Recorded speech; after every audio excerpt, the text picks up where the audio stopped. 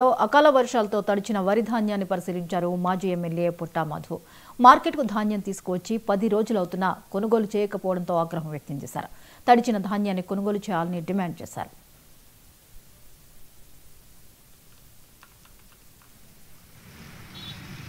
స్వర్గీయ గీట్ల జనార్దన్ రెడ్డి గారి స్మారక మార్కెట్ కమిటీ ప్రాంగణంలో మంథని పట్టణంలో ఉన్నాం. మనం మంథని పట్టణంలో ఉన్నటువంటి మార్కెట్ కమిటీలో వడ్లు పోసినటువంటి వాళ్ళకి కంటఘోష మిగిలింది తప్ప వాళ్ళ వడ్ల కొనుగోలు మాత్రం ప్రారంభం కాలేదు.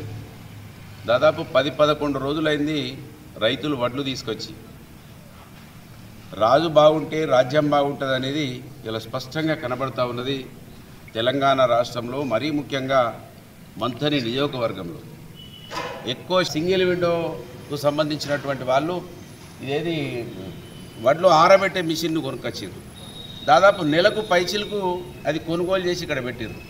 దాన్ని కూడా అందుబాటులోకి తీసుకురాలే, ప్రజలకు రైతులకు దాన్ని వాడకంలోకి తీసుకురాలే.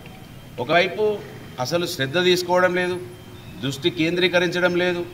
వడ్లు తీసుకొస్తే వెంటనే 19వ తారీఖు నాడు వడ్లు తీసుకొస్తే ఇప్పటి వరకు దాని గురించి ఆలోచన లేదు.